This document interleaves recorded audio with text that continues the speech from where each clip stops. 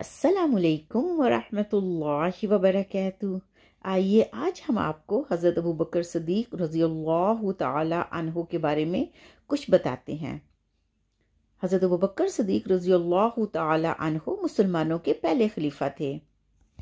हज़रत उमर रज़ियल्लाहु ताला अन्हु ने देखा कि फजर की नमाज के बाद हज़रत अबू बकर सदीक मदीना की बजाय मदीना से बाहर सहरा की तरफ तशरीफ़ ले जाते हैं। कुछ दिन ऐसा ही हुआ तो उनको तशवीश हुई। उन्होंने कहा कि आज तो मैं अबू बकर का पीछा करूंगा कि वो कहाँ जाते हैं।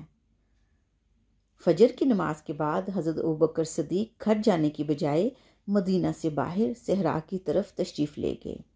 हज़रत उमर ने उनका पीछा किया और देखा कि हज़रत अबू बकर सदीक एक पुराना सा बोसीदा सा मकान है, उसके अंदर तशरीफ़ ले गए।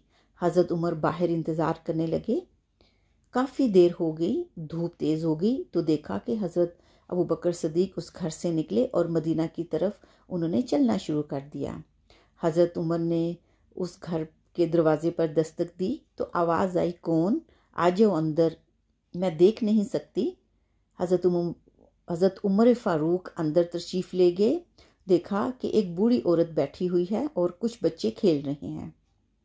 हज़रत उमर ने पूछा कि जो शख्स पहले आए थे कौन थे? उन्होंने अपना नाम बताया तो उस बूढ़ी औरत ने कहा कि ये आते हैं मेरे घर में, फजर के बाद सारी सफाई करते हैं, नहलाते धुलाते हैं, मेरे अनाज को पीसते हैं, आटा गूंद के हमारे लिए नाश्ता तैयार करते हैं, हमें खिलाने के बाद बर्तन वगैरह साफ़ करके फिर ये चले जाते हैं।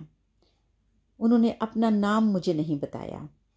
तो हज़रत उमर इतने खुश हुए और उन्होंने सोचा कि ये अबू बकर ही हैं जो ऐसा कर सकते हैं। देखें, हमारे मुसलमानों के खलीफा हो के वो गरीबों की मदद करते हैं और अंधों के काम आते हैं, यतीमों के काम आते हैं। तो क्या हमें उनकी तरह नहीं बनना? ज़रूर हमें कोशिश करनी है कि हम उन्हीं की तरह अल्लाह सुब्हानहू व तआला की मखलूक की खिदमत करें।